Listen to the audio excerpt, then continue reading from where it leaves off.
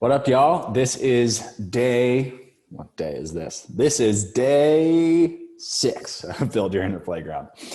And I could not be more grateful to bring on to this platform my good friend, Rob Carney of Whole Health Connections. We're going to talk about stress management today. Stress management is vital to building your inner playground. It's something that we all could improve upon, no matter how much time we dedicate to self-care and stress reduction. To really integrate this into our lifestyle and to make it a permanent part of our disposition to play, fun, and enjoyment in our life is absolutely essential, absolutely key to being a compassionate leader, leading with relentless self-love, which is the whole purpose of the inner playground, right? So today, Rob and I are going to get into some powerful topics when it comes to stress management, how to integrate this into your week, some practices you can incorporate on a daily basis, as well as some supplementation that's really, really helpful for accelerating the benefits of stress management. And without further ado, I'd like to welcome on Rob. Rob, how you doing this morning? I'm doing well, my friend. Thank you for being here. And it's an honor to talk about stress, which is my favorite topic to speak about. So when I got this invitation, I was like, man, I'm going to be there. So thank you for being here. And thank you to everyone listening. Oh, right on, man. We're happy to have you. So I just want to, first of all, clarify for the listeners who you are, what your journey has been, and why you have come to be such a potent figure in the health and wellness community. Absolutely. Yeah. So for me, I became interested by force in terms of holistic health and wellness. So I had a pretty bad concussion about 10 years ago. At that point, I was a state swimmer, 3-sport athlete in high school, and had to really reevaluate my approach to life, basically, as that was my second concussion, which led to about 5 months of being unable to really do any sort of movement. That happened in the summer, and it wasn't until like early winter, end of fall, that I was able to, start doing things that I enjoyed, like, basketball, swimming, without getting really dizzy, double vision. So basically, long story short, I got introduced to yoga. That was really the only movement I could do during that time of my concussion recovery, which, led to meditation, studying psychology, neuroscience, nutrition, end up, going into the nutrition psychology route in college, and graduating with a degree in sustainable food and farming. So I really kind of, blended all that together and, with a focus on holistic human health. So kind of integrating the combination of the planetary health with the human health. Then after graduation, I went to Asia for a while. I really learned the Eastern philosophies, and throughout, my college and high school career, I worked with and studied with a lot of nutritionists, acupuncturists, massage therapists, basically anyone in the holistic world that would work with me, teach with me.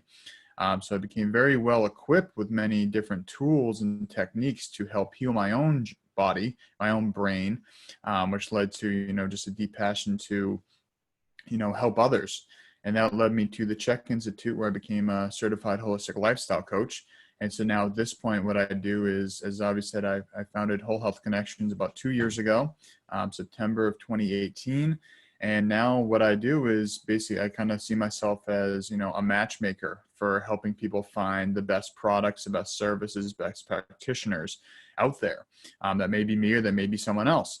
And so basically a lot of what I do is really dive into a lot of the best supplements out there, a lot of the best biohacking tools and tricks we can do. And specifically what I specialize in my practice and with my clients is stress and sleep.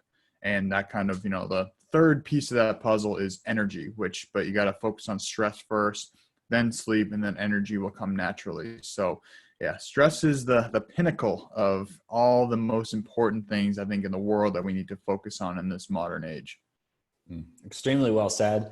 What I love about Rob is somebody who has walked through this journey himself, and he's been on both sides of the stressed out versus stress-free versus in the middle, managing stress in the midst of being a business owner. So he's walked the path. This isn't theory. This is something that Rob embodies, and I can attest to that, having spent some quality time with him recently. So Rob, for all the people in this challenge, what we've talked about so far, just to catch you up, is some vision, mission, values. So really what the vision for our inner playground is, our mission, our values. And for the last couple of days, we've also talked about unraveling limiting beliefs. So the very beliefs at our core that prevent us from really showing up in our lives as entrepreneurs, as athletes. And then yesterday we got into some time management skills. So how to really integrate that into the week, make sure that your schedule is aligned with your ability to enjoy yourself, as well as the ability to make meaningful change happen on kind of a big picture perspective and small scale. So now today we're talking about stress management, as you've highlighted. So For people who are in the midst of trying to create a new project, something in their life that is meaningful, something in their life that represents who they are, in alignment with their core values, what are some tips that you can give them just off the bat to kind of frame and contextualize the conversation around stress management for people who are really high achievers? Absolutely. Well, I think the most important thing is what you started with is that, people need to have a purpose. They need to have a why and a vision. Like, what do you really want to do? Because you can, just kind of aimlessly be, the way I like to think of it is you're on a sailboat. Either you're directing the sails or just letting the wind kind of bat you from side to side. So if you have a direction you're going in, that right there makes everything in life a lot easier, a lot less stressful, because now you have a purpose. And without a purpose, we are just kind of at the whim of other people. They blow us around and we have no real control and no real sense of direction. And so with that being said, that in of itself is an innate level of stress. So first step is, kind of finding that purpose, which I'm glad that you've already touched on that and that mission. Before I dive into some specific techniques, I kind of want to just give a little background about, what stress is, its purpose, because it's actually here to help and protect us. And so generally speaking, our nervous system is broken down into the sympathetic and parasympathetic nervous system. So sympathetic being the fight, flight, or freeze mode, where that's kind of that survival mode where, traditionally if we're being chased by a tiger, we either freeze, we fight, or we run. And that's kind of, it pumps adrenaline, pumps cortisol, all these stress hormones. It shuts down digestion, shuts down the desire to procreate, any sort of, other things that are not immediate survival. So that's the sympathetic nervous system. And then we have parasympathetic nervous system, which is more focused on rest, recovery, digest, reproduction, all things that are more, things that you're going to be doing when you're not running or fighting for your life. So basically with those two things being said, the sympathetic nervous system was there to help us survive. And that's why we got to where we are as a species, because without that, we wouldn't have those hormones to pump through us. We wouldn't have been able to survive a lot of these encounters throughout our history. And then the parasympathetic is really where kind of all the magic happens, in a sense that, we're resting, digesting, procreating, and really furthering the betterment of the species, not just our own individual survival. So with that being said, the challenge now is that our sympathetic nervous system, which was once arguably the most impressive part of human existence in terms of its ability to survive and adapt in acute situations, has now turned into this burden for us because we're so sympathetically dominated as we have chronic stress. So the sympathetic nervous system was designed to deal with acute stress, because you think about in nature, there's very rarely chronic stress. You're not worrying about your job in nature. You're not worrying about, long-term like finance goals or finance stresses. It's very acute. It's survival. So our brain has almost been hijacked by this modern day that now we're stuck in survival mode. We're stuck in this, tense, stressed for could be 5 months, could be 50 years. Some people that go through a whole life in this state of stress. And what does that cause? It causes things like inflammation, headaches, joint pain, all things that are associated with a modern lifestyle. Obesity, again, coming back to we can't digest our food. We can't really absorb things. Low sex drive. I think I saw some crazy number that the amount of men in their 20s that are on Viagra now is, I want to say it's like upwards of 20%, like a shocking number, something that should not be happening for men in their 20s. And that comes down to, again, being so overstressed. So with all that being said, this is where we want to be able to shift into that parasympathetic nervous system, more into that, creation mode, that thriving, that improving mode where we're actually able to rest, digest, and recover. And, I just want to kind of leave that there before we go any further.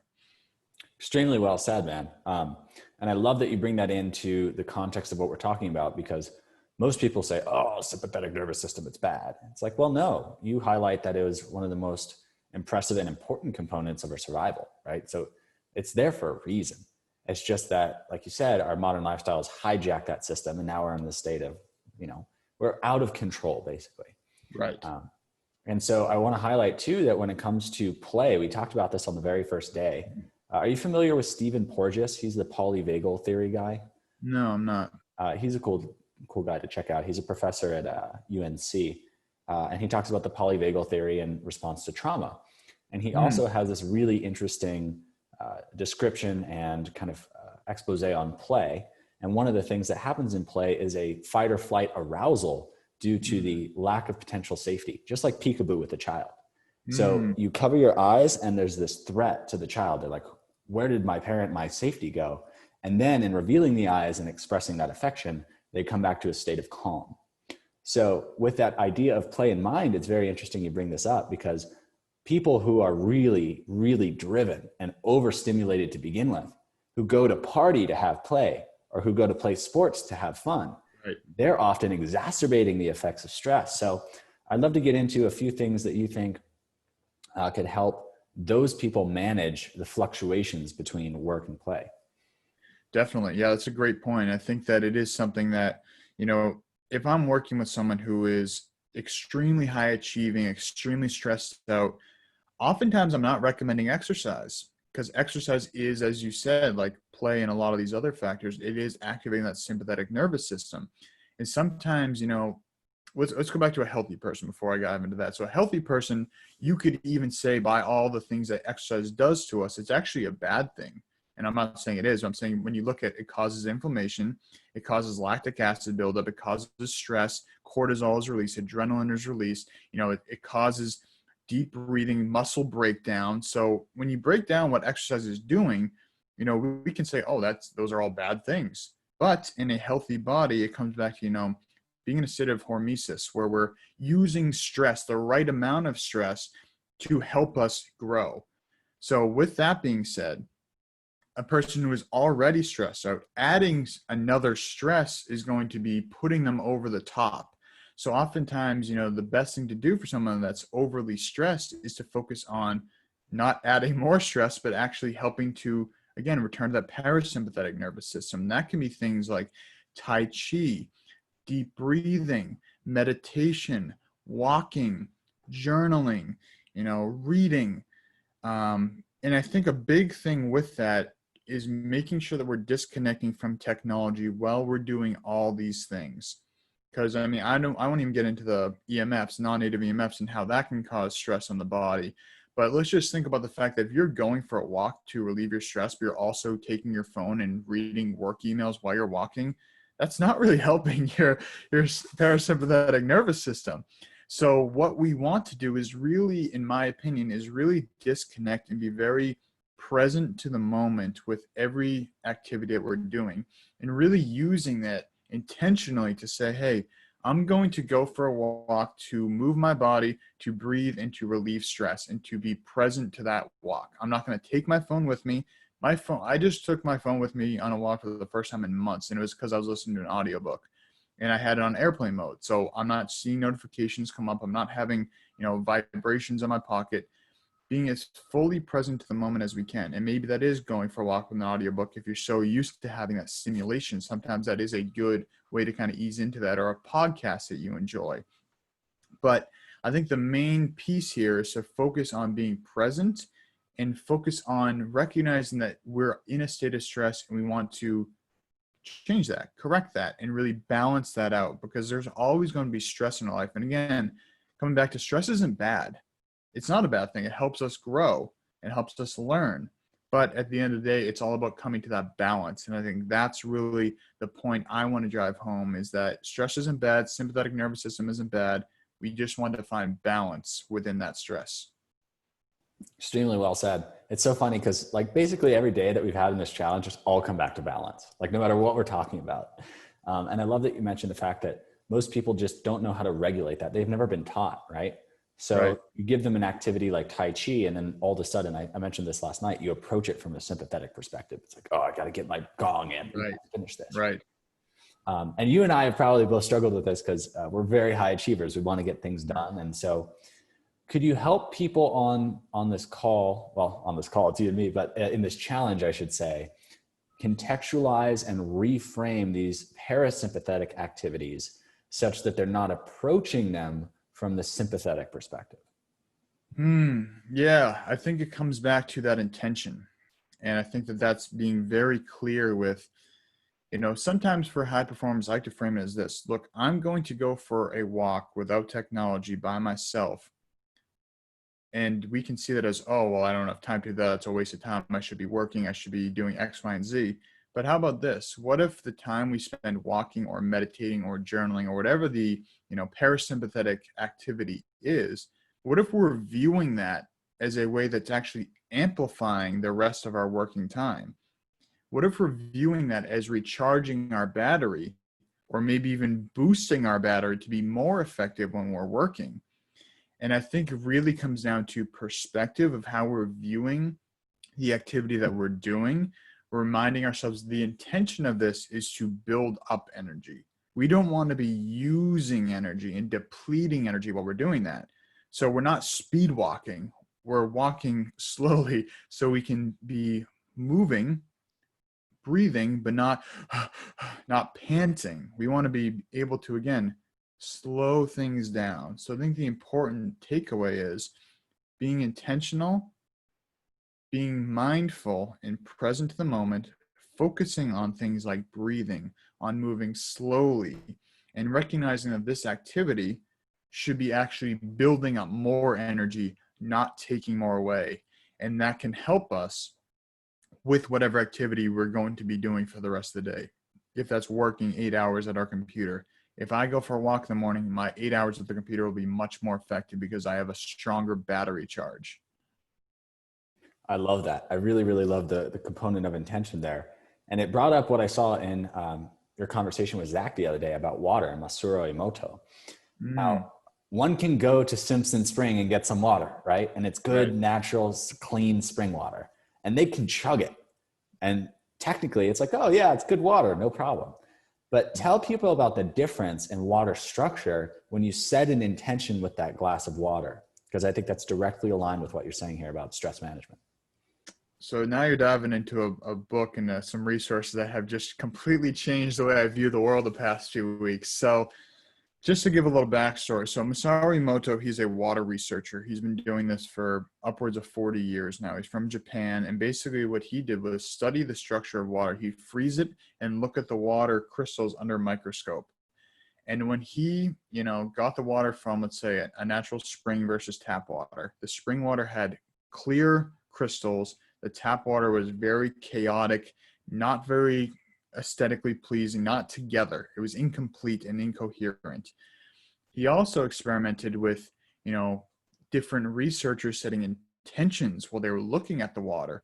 And by thought alone, the shape and the formation of the crystals actually shifted. So you could have the same water from the same lake, different researcher looking with a different intention, and the shape of the crystal is different. You can have different words being said, specifically love and gratitude produce the most coherent crystals, whether it was tap water, spring water, lake water, whatever. Love and gratitude form the most coherent crystals.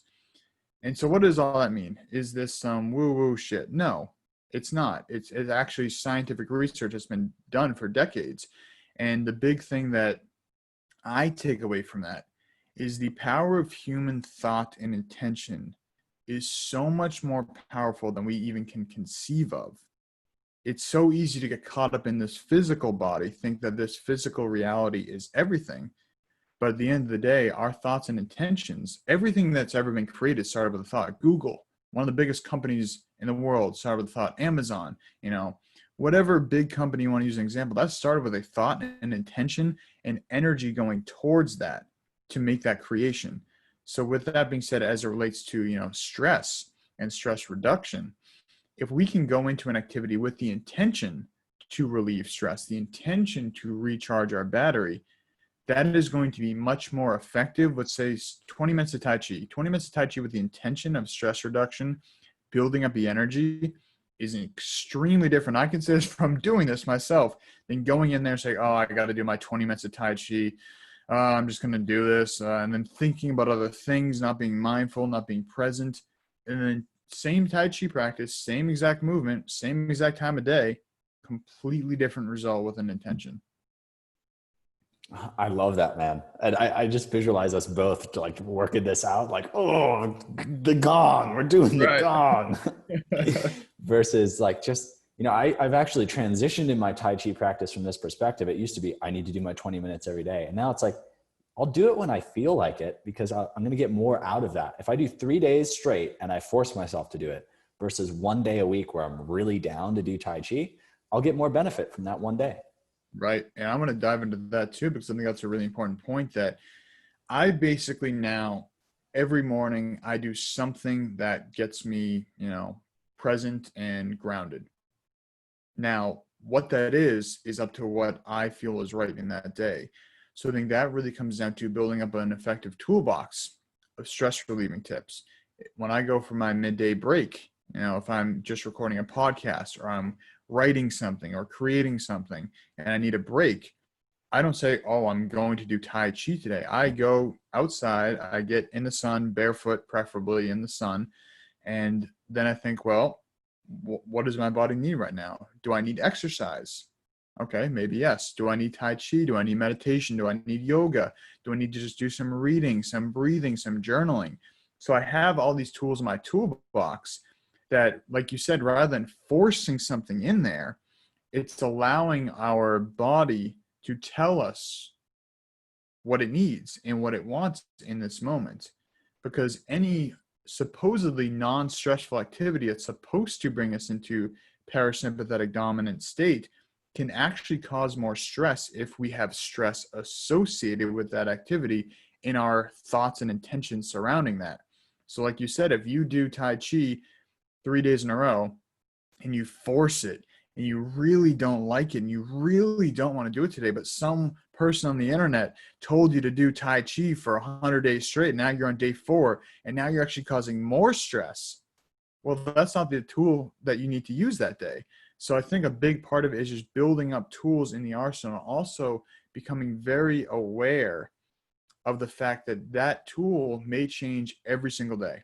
And that's okay. There's nothing wrong with that, because we're a different person every single day. Our body is changing, our cells are changing, the world is changing around us. And I personally believe that everything is interconnected in one way or another. So things that are happening in our family may be affecting us that day. So maybe Tai Chi isn't the best thing. Maybe it's meditation. So I think it's really building up an important toolbox, which I can get into some of those activities pretty shortly, about what some of those are. Yeah, man. What's in the Rob Carney arsenal? Because I know there are a lot of tricks up that sleeve. Yeah. So I think the biggest one comes to disconnecting from technology. And I really, truly believe that that's really where everything stems from, because we are so addicted to the screen that we're looking at. We're so addicted to stimulation, whether it's in our ears, from our eyes, from like the hormones of, a stressful movie, whatever those, addictions are. So just to kind of really hammer this point home, when we are narrowly focusing on something, that is a sympathetic response. Again, think about, goes back to the tiger. If there's a tiger there, you're not looking at the flowers. Oh, those are beautiful flowers. You're focusing on the tiger that's in front of you. So you kind of have the blinders on. You're focusing so narrowly on something. You're intently staring. And that's getting you into that sympathetic dominant state, because again, you're saying, oh my God, I need to focus on this one thing because this is so important. And I'm going to focus all my energy on that and forget about digestion, forget about, procreation, all of these other aspects. So just by simply staring at a screen, especially a small object, that's really going to stimulate that effect. And think about when you're on a hike and you get up to the top of the mountain, you see the view. Looking at a wide variety of things, especially nature, activates the parasympathetic nervous system.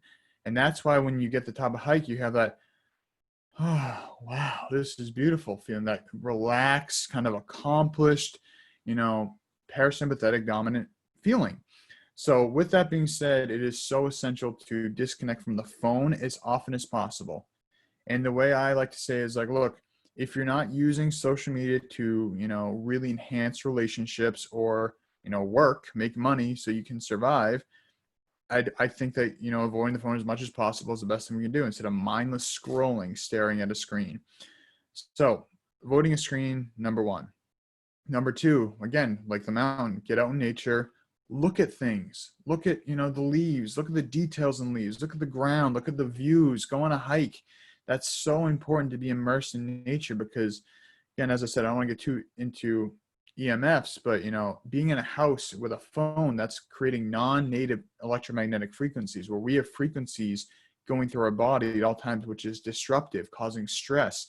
Whereas natural objects like trees, grass, animals have a native, and that's why dogs, cats, and pets can be very soothing to us and really relaxing to us, because they have native electromagnetic frequencies that are coherent with our own. So when we connect with nature, again, it's not just like this, oh, I'm connecting with nature and I'm really stressed. No, at a electric magnetical frequency, that is actually being more coherent and therefore reducing stress. So that being said, no phone, getting out of nature, that can mean walking, meditation. Again, maybe you can't meditate outside. Maybe it's 22 degrees and snowing and a windstorm outside. Okay, so do it in your house. That's okay too. Tai Chi, same thing. Journaling, getting things out of our head onto paper, and preferably writing. I found that writing more so than typing. Again, we're using more of our senses. We're writing, we're feeling the pen. There's pressure being used in our muscles, as opposed to typing, which can be, you know, just kind of our fingers. It's more of a connective experience. So preferably writing when we're journaling. And that could just be writing a page, writing something you're grateful for, which that's a whole nother topic. Getting back into that love and gratitude, entering into that zone is a great place to live from, great place to be happy and mindful and stress relieved from. Talking to someone, you know, having a conversation, talking about what you're going through. Why are you feeling stressed? Sometimes, like, that's why talk therapy is so important for a lot of people. Just getting it out. Same thing as journaling. You're getting it out of your own head, out of your own system. Connecting with other people, connecting with animals, connecting with nature, connecting in general to another living creature, not connecting to your TV or your phone or your computer or whatever, connecting to another living creature. Again, that's why pets can be so helpful. Reading and learning, really filling our brain with things that are actually, you know, helpful to our personal growth. Things that, you know, if we're in a sympathetic state, it's hard for us to learn. That's why it's tough to go from, you know, working really hard to then reading. It's like your brain is still thinking about the work because you're in that sympathetic mode. So I find that, you know, grounding myself and then reading, or reading right when I wake up before I get into the hustle and bustle of the day, is a great way to ease into the day, or ease out of the day at the end of the day. And now this kind of comes back to, you know, what I said, if you are in a overall stress state, exercise may not be the best thing. However, if you are pretty balanced in general, exercise is a great tool. One of my favorite tools for relieving stress, because sometimes just by bringing up the cortisol, the adrenaline, the stress hormones through exercise, and then when we're done, they flush out. And now we've released a lot of those hormones. So again, it's one of those tools that if someone is extremely stressed and inflamed, that may not be the best tool in the right dosage. That's where it may be better to walk, Tai Chi, more movement. But movement in general, I think, is essential. And then breathing.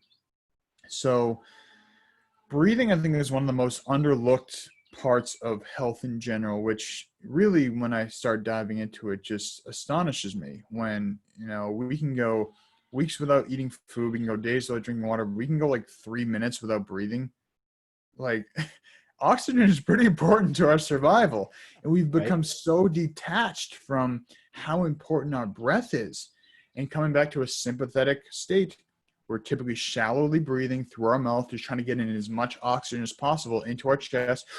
It's a lot faster if you're running from a tiger or fighting to breathe in through your mouth, because you get in more than just your nose and just into your chest.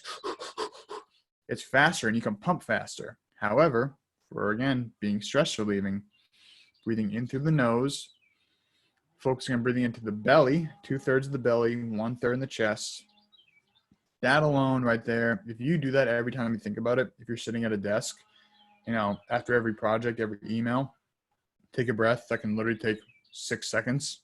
Like, not going to kill your productivity, probably actually make it better. But if you just take a breath every time you think about it, a deep intentional breath, every time we think about it, that practice right there has changed so many people's lives I cannot even, you know, count on 2 hands. So breathing intentionally is huge. And I'd say those are kind of the general bundles, and I'll just recap those really quickly. No phone, connecting with nature, connecting with another living being, you know, movement as a whole, whatever that form of movement looks like, getting things out of your head, whether that's journaling, talking, connecting with other people, reading or learning, you know, really getting into a different brain state, focusing on positivity, um, and then breathing. So I guess actually to kind of go into learning and reading, just mindset, really focusing on changing our mindset to that of positivity and that of being okay with where we are in the present moment. I love what you're saying in this kind of mosaic of stress management too, because all of these things are super powerful practices. And to integrate it to what you said earlier, the intention with all of them is key. So if you can set an intention that's in alignment and congruence with the benefit of the activity, it's amplified. And then on top of that, you mentioned some super, super powerful techniques, especially when it comes to technology.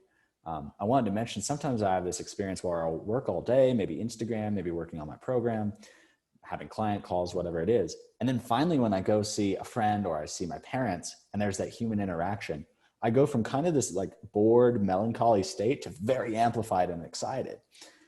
So in a way, all the things you mentioned are also forms of play, right? Getting out into nature and not just that I'm going to hike. Like yesterday I went on a hike and it was purely like, I'm going to summit, I'm going to come back down. That was my intention. And thus it was really rigorous. But I wanted to also mention this. I got to the top. You mentioned the summit where you see this grand vista and you're like, oh, parasympathetic. I was so full of adrenaline because I had decided to climb up some rocks to get to the top, not take the trail, where if I fell, I would have been fucked up. And so by the time I got up there, I was so full of adrenaline, I couldn't really even enjoy the view. And so for me, it's like, yeah, man, that intention is key, but also reminding yourself that all these things are forms of play that you can integrate into your life. So it doesn't feel like, oh, I need to manage my stress now in order to feel good so I can play. It's like, no, let's marry them all together. Let's see how playful we can be from an intention perspective with the stress management tools, because that will amplify the gifts they have to offer. Yes, absolutely. And I think an important part about what you just said there is that it's easy to get into, our logical structuring mind with all this, that, oh, I need to do 15 minutes of this and then 12 minutes of that and then 8 minutes of that. And then you have this perfect puzzle of the exact times, the exact timing, time and place. Everything has to be so precise. But again, that's not really, sometimes that is helpful. Let me say that. But oftentimes by over structuring and overthinking and over planning, we're actually creating a lot more stress around these things. And that's where I think play is really something I've really dove into the past year as something that is so important, especially, hanging out with our mutual friend, Ed Madden. He talks very much about play. And, what do we do when we host our ice and iron events? We're basically playing. We have jump ropes, hula hoops, trampolines, maces, dumbbells, tires, punching bags. It's basically a big kid's playground.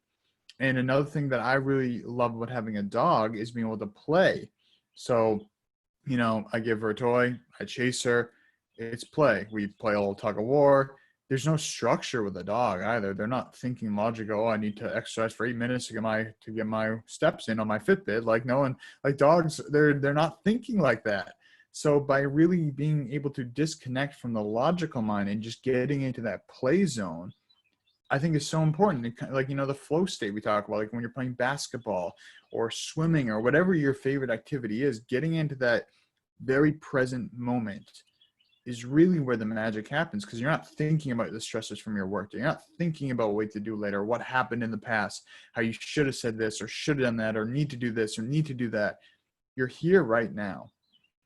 I think that's really what, life comes down to, is how present can we be?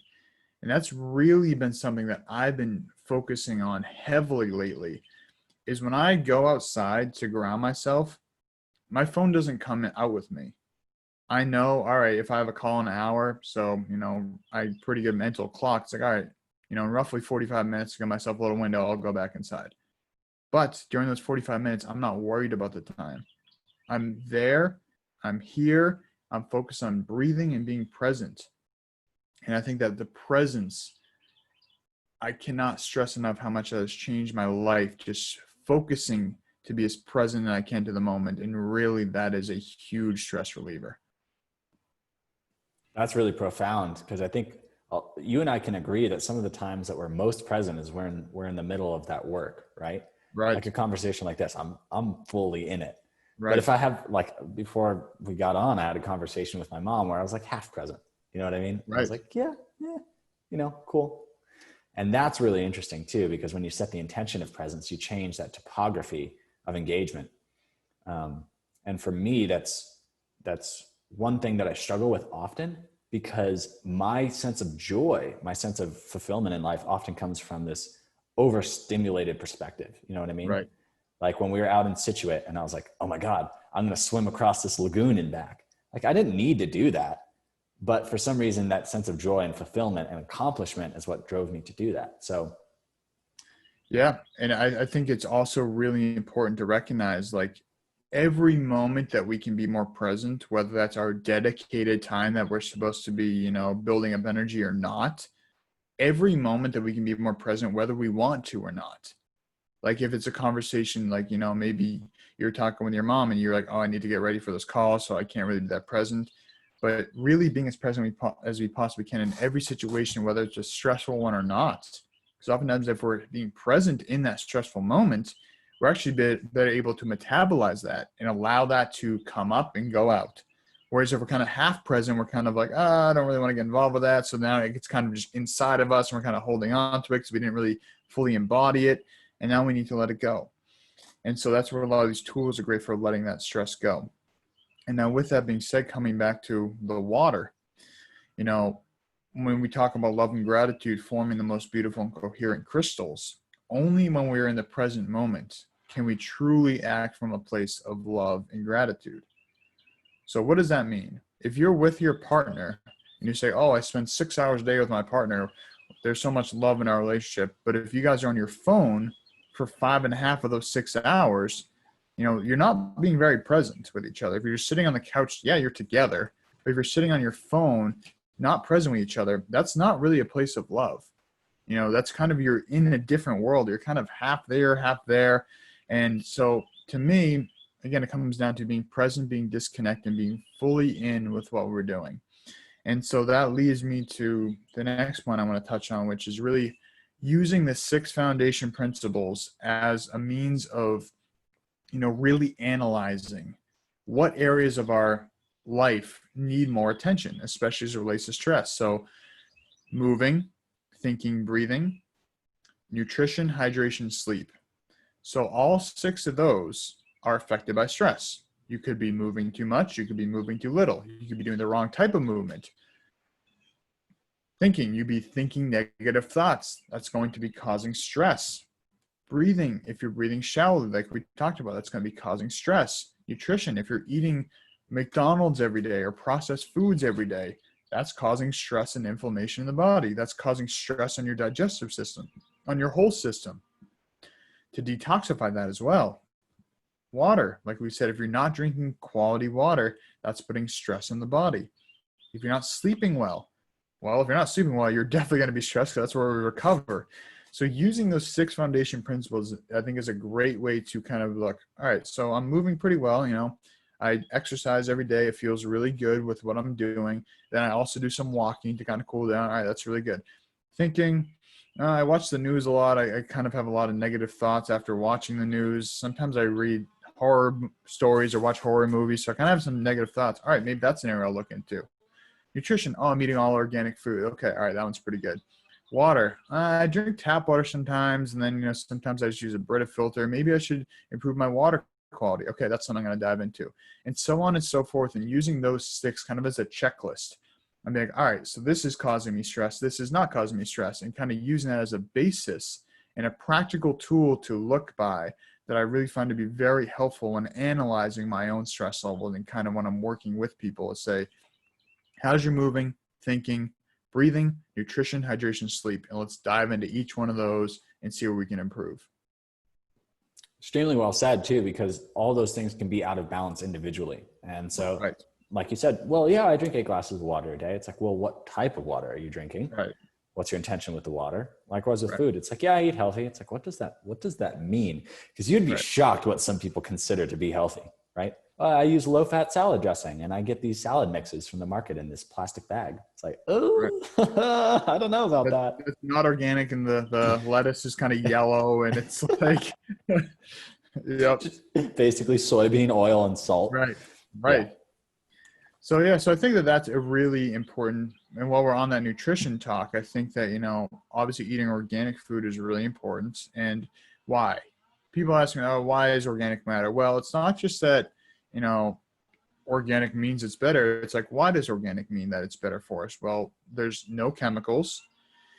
Generally speaking, it's coming from higher quality soil, because when we're using pesticides on non-organic foods, that's actually killing a lot of the microbes in the soil, which means that we have bacteria in our body, there's bacteria in the soil, and we have this, symbiotic relationship with these bacteria, these microbes that are actually really helping to bring nutrition to the plant.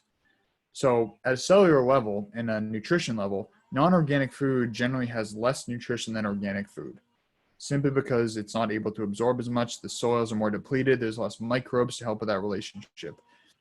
Now, why else? When there's pesticides going into us, yes, it may not kill the plant, but it's still in the plant. It's absorbing it. And it's generally been genetically modified so that plant does not get killed by that chemical. But now it's in the plant, now we're consuming that. So now our body is having to detoxify that and deal with a toxic substance in the body, which now is using resources and, activating that stress response, because your body's like, hold on, we got some poison in here. We got to deal with this first. We can't worry about you, procreating or digesting or doing anything creative. We got to deal with this poison first. So it's using a lot of energy on the body. So switching to organic food, preferably local food, generally local, it loses some nutrients over time as it's being shipped. And also a lot of times just having the local microbes, again, coming back to the little bacteria, all those guys, having that in our system from a local source where we're breathing that air, interacting with that nature, that's really beneficial to have some of those local microbes inside of us. So with all that being said, there are also a lot of supplements that we can use, because now maybe you say, hey, Rob, hey, Xavi, look, where I live, there's no farmers markets. I can eat organic. I can't get local. This is the best I can do. I can get organic food. I can't do the local part. I still don't feel great. I'm doing all these things you talked about. And this is where I say supplementation is really helpful. So I think all the things we talked about first are the best place to start. First of all, most of those are free. Most of those you can do without any equipment. That's part of why I mention those things, is you don't need many resources to use those. So if your excuse is, or your reason, whatever you want to call it, is money, I can't do that because I don't have money. Okay, good. So you can go for a walk. That's free. You can meditate. That's free. Tai Chi, free, et cetera, et cetera. Now, if we want to really take things to the next level, we can use supplementation.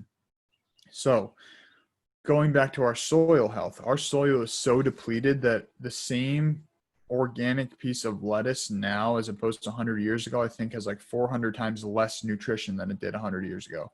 Some crazy number, don't quote me on that number, but it's an insane amount less. So we'd have to eat 400 times the amount of lettuce to get the same from one block of lettuce before. So that being said, our food is not as nutritionally dense as we need to. And that's where people say, oh, can't we just eat food and we'll be healthy? In an ideal world, yes. But right now, that's a little bit of a challenge. So some of the biggest stress relieving specific supplements that I like to use, first of all, is magnesium. Magnesium is, I think it was 2016, over 80% of Americans were deficient in magnesium. And magnesium is known as the stress reduction mineral, basically. So that's pretty important right there. And then I think it was 95% of people are getting the bare minimum effective dose if they're getting it. So that means only 5% of the population is actually getting a optimal dose of magnesium. So part of that comes from soil depletion. Part of that comes from not eating the right foods, eating processed foods. So supplementing with magnesium, I think, is very important. And there are some that I work with that I can definitely, share with Xavi, and he can put those in the description box here. So one thing that is really important to make sure you're getting multiple forms of magnesium. There's 7 forms of magnesium in the body and, or in the world right now that we use to supplement our magnesium. So if you're getting one that has 1 form of magnesium, yeah, that may help a little, but you want to make sure you're getting all the forms of magnesium. So again, I can put that in the description box here. Another one that I think is really good is, do you want to say something, Xavi? Yeah, I just wanted to chime in with a little bit of how important magnesium is. and the Sure. different predisposing factors that cause magnesium deficiency. It's kind of hysterical. So magnesium is essential for energy production, nucleic acid and protein synthesis, ion transport, cell signaling, structural function, signal transduction and second messenger production, and electrolyte homeostasis, which is basically the entirety of your electromagnetic being, right? It's So not very important. none of that's very important. But then it's not only one of the most common nutrient deficiencies, but then when you look at the populations that are at risk for deficiency, we have GI disorders, super widespread. We have the elderly, widespread, adolescents, alcoholics, kidney disease patients, diabetes, and those on diuretics. So that's a huge portion of our population, just to add to what you said about the prevalence of magnesium deficiency and the fact that most forms of magnesium that you can buy at the market or you buy at your, like Costco, for example, are dog shit. They're really low quality. Right. You want preferably chelated forms of magnesium and different forms of magnesium that are readily absorbed. So for those with GI pathologies, it can often be a digestion and assimilation issue, even if you're eating foods that are high in magnesium. So Rob, could you tell them a little bit about the different types of magnesium that are present in the Bioptimizers? Yeah, so I actually don't have it on me right now, but I can grab it if you want me to grab it real quick. Well, just off the top, how many forms of magnesium are in that? Seven forms of magnesium. And so there also are some cofactors which help with the absorption rate there. So the Bioptimizers is definitely what I found to be the best in my experience with using it in a very brief window. I've used it now every single day for about a month. And before that, I was using kind of here and there. But I can definitely say for me, again, someone who is, pretty good about their health, my muscle recovery has improved. I can't even quantify 4 times, 5 times, 6, 10 times. Mm-hmm. I am able to recover from workouts so much faster since I started taking this daily. So with that being said, even if we are very healthy and we're eating all organic, and I eat, probably 30% local, obviously preferably do better, but I think I do the best I can with right now. I'm still found that I was magnesium deficient. I was probably getting that minimum effective dose, getting the minimum, that I could still sleep and, be not stressed. But this has been completely game changing for my recovery. Stress as well really helps get into that parasympathetic mode before bed, take it 60, 90 minutes before bed. And so magnesium, I say, is number one for stress. And then I'd say number two I go into would probably be the reishi mushroom. So reishi mushroom is in Chinese medicine known as the mushroom of immortality. It is basically, if you're going to take one adaptogenic herb or mushroom, I would say reishi is probably the one. And that, again, is helping to get us into that parasympathetic nervous system, get out of that sympathetic nervous system.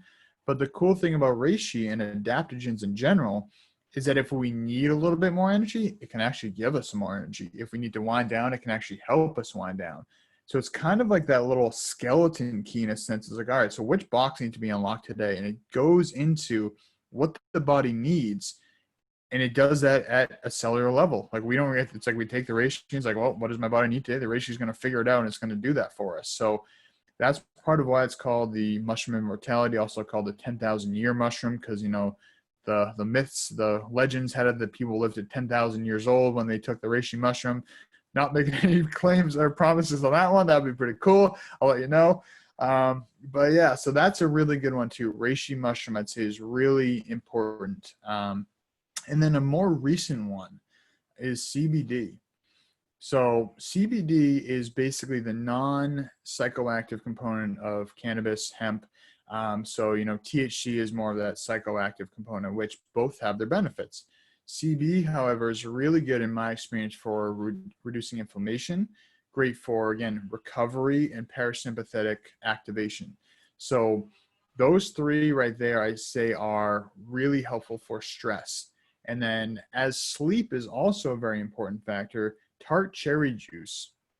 And again, making sure we get organic tart cherry juice, because there's a lot of cherry juice out there that's not organic. And again, it's probably going to be causing more harm than good.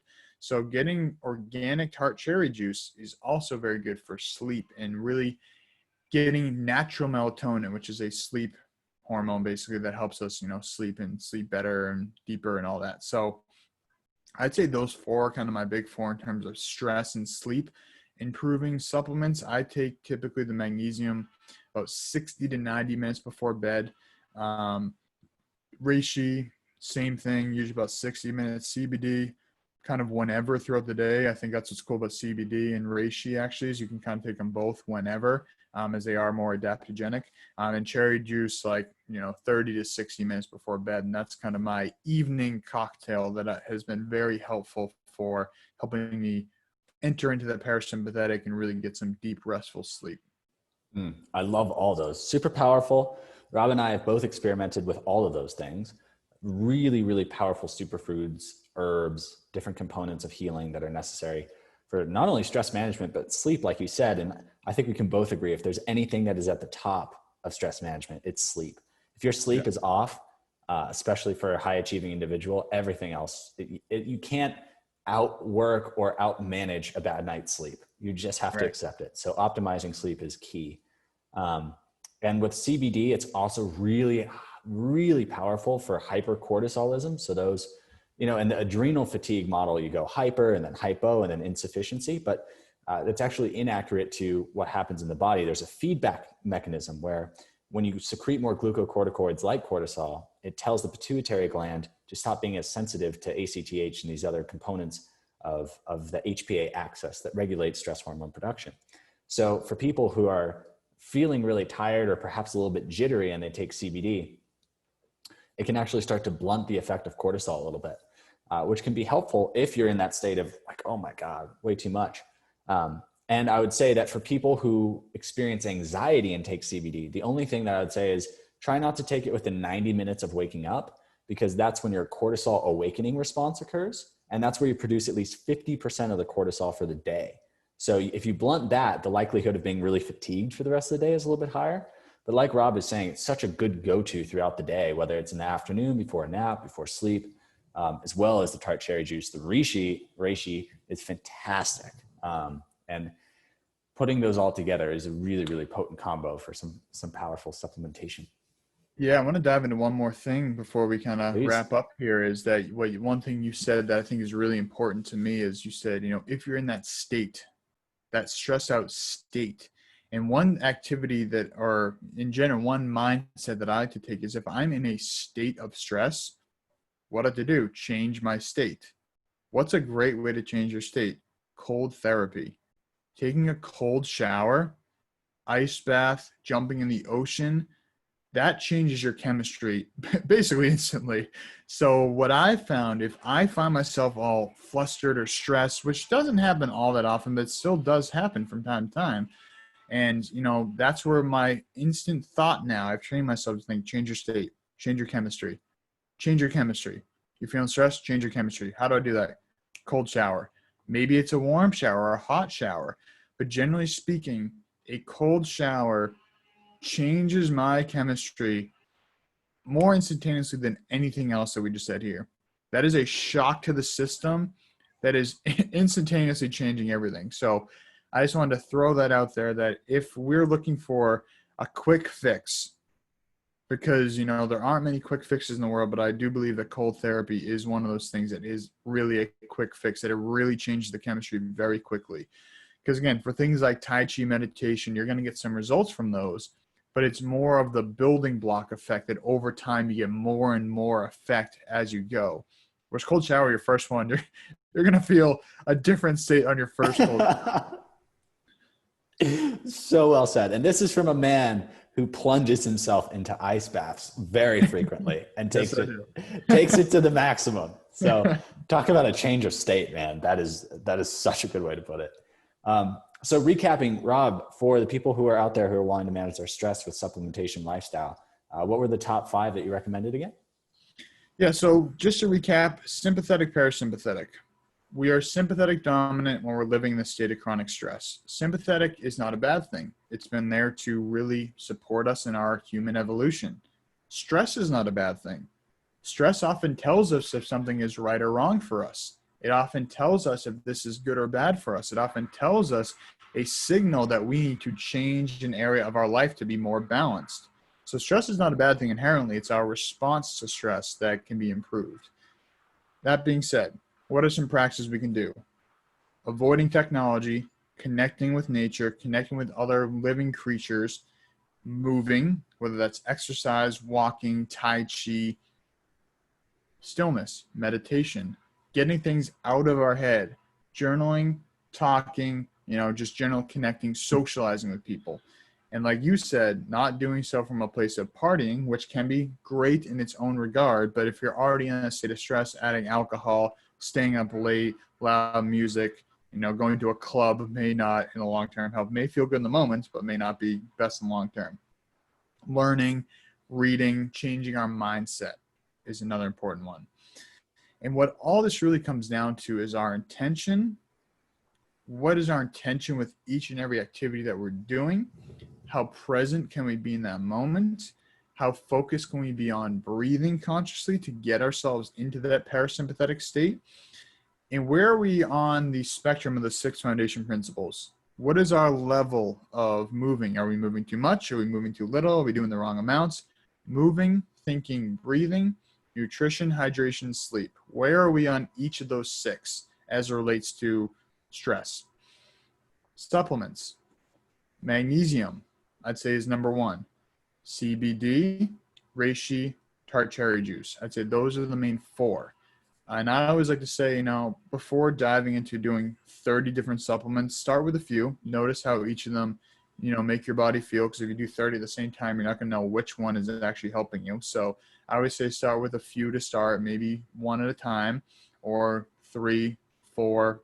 I would say try not to do more than 4 at a time to start with. You can always add more once you know this is working for you.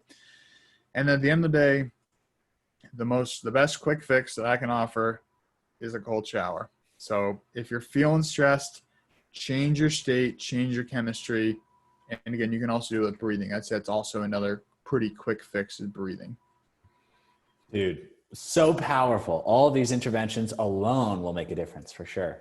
But I love what you said about moderating yourself and just really checking in with yourself about all these different practices and not getting too gung-ho on one or the other, but really remembering intent, remembering your focus, your presence with it, being present with the activity, and then bringing yourself back to, oh, cool, now I have more time for fun, I have more time for play, and I'm not so stressed out all the time that, everything flows rather than being kind of this grind. Right, absolutely. Now, Rob, where can people find you, your content, your epic podcast, your Instagram, all this good stuff? Plug them in. Yeah. So I'd say the best place to find me is probably on Instagram. And my Instagram is just at Whole Health Connections, all one word, WHOLE Health Connections with an S on Instagram. And my website is wholehealthconnects.com. And the reason why it's Whole Health, not Whole Health Connections, because that domain name costs $2,500. So I decided to go for Whole Health Connects, which is a little shorter, and not $2,500 for the domain name. So Whole Health Connects is the best place to find me. And you can find my podcasts on there. You can find a lot of the superfoods and the supplements I discuss as well. I'd say right now I'm really focused on, growing the podcast, sharing the best superfoods. As I said, I'm kind of a matchmaker of, tools, supplements, and, practitioners. So that's kind of what I'm doing right now. And Whole Health Connections on Instagram is the best place to connect. Oh, beautiful, man. Rob has some wisdom to share, posts great quotes, has an awesome children's book called Lovely Lessons that just came out. It's fantastic. No, it's Lovely Lessons is the platform. Shelly Shines is the book. Yes. Right. Shelly Shines. Super awesome. And just is one of the most creative and empowered people that I know. So Rob, thank you so much for joining us, man. We'll post all of the links to Rob's sites for these supplements so that you can support the homie as well as improve your stress management. And in the meantime, Rob, any parting words?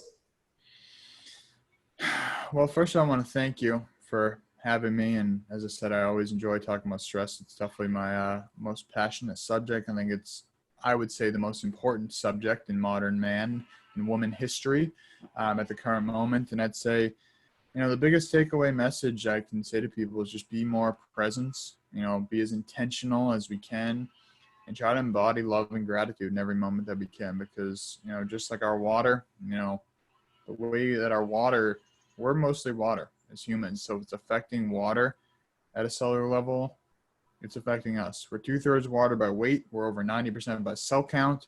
So water is important. Intention is important. Love and gratitude. Be present.